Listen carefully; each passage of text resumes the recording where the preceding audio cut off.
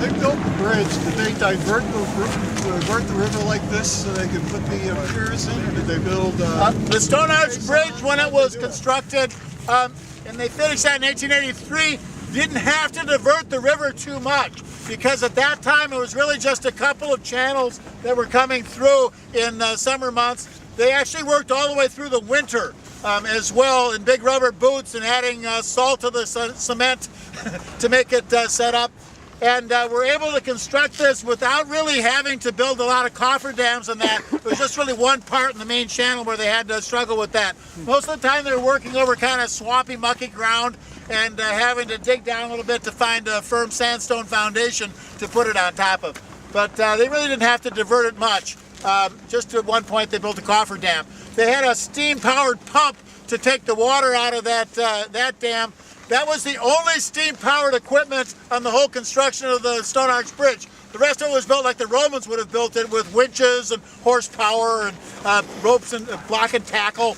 I guess you could count the steam engines coming in with the loads of stone from Mankato and that as well. But other than that, this was built with human and horsepower. What about the metal truss? Well, the metal truss is a late addition.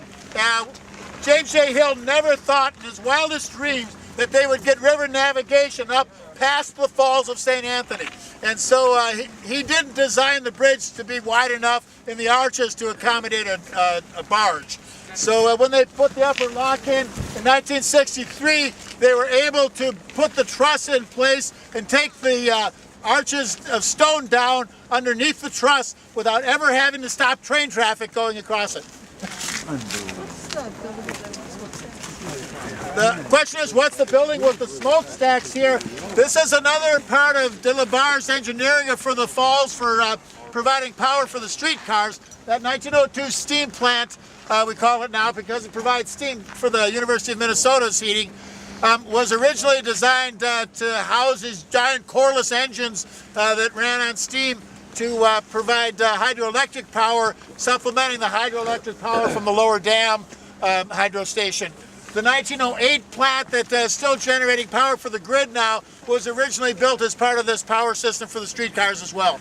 So this one just supplies the University of Minnesota? It's just the University of Minnesota's needs now. What is it using for fuel? It's a mixed fuels now. It's got coal. It also can burn gas and other things too. It depends on the cost of various fuels, but it's designed to be a mixed fuel use. So it's not using any water?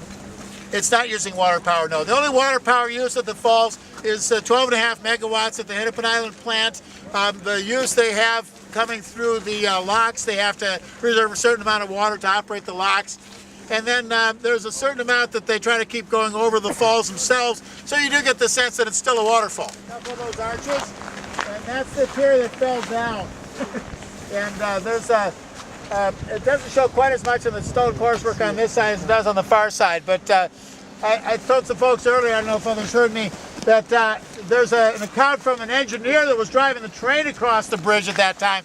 He said he looked back because he heard something, and there he saw the tracks hanging out about 1.5 feet over the bridge, because the bridge had dropped down about that much. So they were able to shore it up and put that concrete reinforcement under there, and then another pier, I think that's the one to the left of it there. I think that was the one that was scoured out of the 1997 flood quite considerably too. What year was it that it fell? That Excel disaster where the power plant collapsed over in here with scour, that was 1987. And the train? The train incident, the first dip of the bridge happened in 1965. At that time we had about 92,000 cubic feet per second as opposed to 4,500 now. So you can, I don't know if any of you have seen this place in flood conditions. Yeah. It's very impressive. So the old railroad bridge. The Stone Arch Bridge? A lot more, no, the old one. Oh, the old one there was not a railroad bridge. That was that was a bridge that was part of the merger of the two cities. Okay. I think that dates 1876. That's the old 10th Avenue Bridge, 10th Avenue South Bridge. There's a 10th Avenue Southeast Bridge down there too, but this 10th Avenue Bridge was, it kind of met up on the east bank, pretty close to the Stone Arch Bridge there. Kind of fit in that notch between the steam plant and the Stone Arch.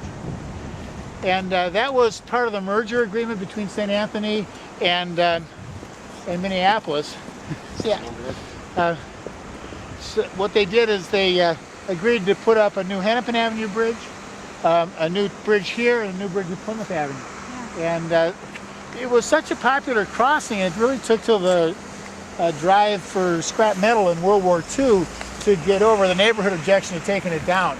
And so they had to appeal to the patriotic war effort here to take down the bridge they so loved. And it was because it was just a very convenient pedestrian crossing. You know, think how far out of your way you had to go if you lived in Southeast and wanted to get to Minneapolis. You had to go all the way up to 3rd Avenue or Hennepin, or all the way down, you know, stream for a ways too. So this was very popular, and we knew it was popular up until the 1940s, and was expecting the same thing to happen when we opened the Stone Arch Bridge. Yeah. And so as soon as this opened up as a pedestrian crossing, immediately we had almost 17,000 people a week using it. Right. You know, the idea of engineering for water makes you take on all kinds of difficult math. I mean, water's a non-linear thing, Right. and it can create forces way beyond what simple addition would give you as you get into these whirlpools and all this sort of concentration of force that happens in the rapids. And one of the things that de la Barre was brilliant at was understanding that and how to engineer for it. The St. Anthony Falls lab then set up on the heels of de la Barre's retirement. So that opened up across the river there in '36 and became really the world center for studying that kind of thing. They built a giant scale model of this whole St. Anthony Falls area to look at the modeling of the flows when they were looking at the Upper Harbor project here. And so before they built these dams in here, they were looking a lot at how the various forces of channeling the water here or there would impact all the existing structure and the new structure they were proposing. And you know, they can run the math on it, but there's nothing like a scale model, because a lot of these things do scale up all right. And that's the world experts on that are over there in the lab right now, running all kinds of numbers and doing models for multi-billion-dollar projects.